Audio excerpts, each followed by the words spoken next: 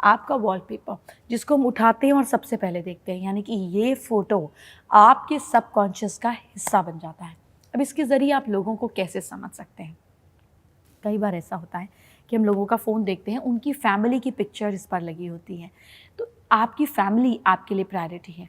इसी तरीके से कई बार लोगों की छोटे बच्चों की फ़ोटो इस पर लगी होती है, तो आपके बच्चे आपकी प्रायोरिटी है। कुछ लोगों के पेट्स की फ़ोटो लगी होती है, तो आपके पेट्स आपकी प्रायोरिटी है।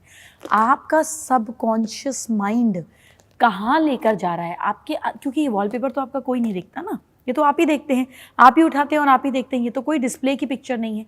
हम डिस्प्ले पिक्चर के बारे में भी बाद में बात करेंगे, लेकिन वॉलपेपर आपका पर्सनल है।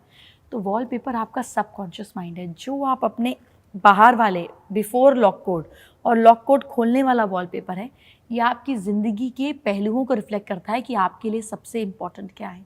तो अगर आपके लिए सबसे इम्पॉर्टेंट इस समय सक्सेस है, तो आप अपनी ऑफिस का लोगो लगाइए। अगर आपके लिए सबसे इम्पॉर्टेंट मनी है, तो आप माँ लक्ष्मी का बैठे हुए लगाइए, क्योंकि माँ Lakshmi is not just about currency और money, she is about wealth and prosperity. अगर आपके लिए विजडम और ज्ञान है, तो आप माँ सरस्वती का वॉलपेपर लगाइए। अगर आपको शांति चाहिए, तो आप ओपन स्काई का वॉलपेपर लगाइए। अगर आपको फेम चाहिए, तो आप राइजिंग सन का वॉलपेपर लगाइए।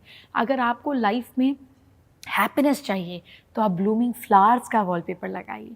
अलग अलग वॉलपेपर अलग अलग चीज़ों को एक्सप्रेस करता है। जैसे भागते घोड़ों का वॉलपेपर लगाने पर आपके काम में भी स्पीड आ जाती है, बिकॉज दिन रात सुबह शाम आप ऑटोमेटिकली उस स्पीड को देखते हैं, उस चीज़ को खोल खोल कर देखते हैं।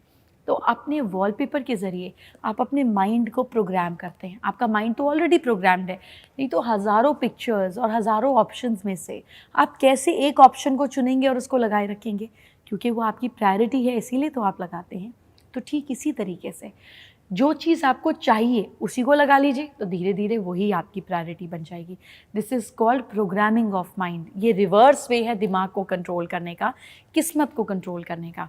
तो अब आप समझे कि आपके वॉलपेपर्स को क्या होना चाहिए। अगर आपको उस रिलेटेड वो एरिया अपनी लाइफ में प्रोमिनेंट बनाना है, उस हिस्से को अपनी ज़िंदगी का मेजर पार्ट बनाना है, तो उससे रिलेटेड वॉलपेपर ही आपके पास होना चाहिए।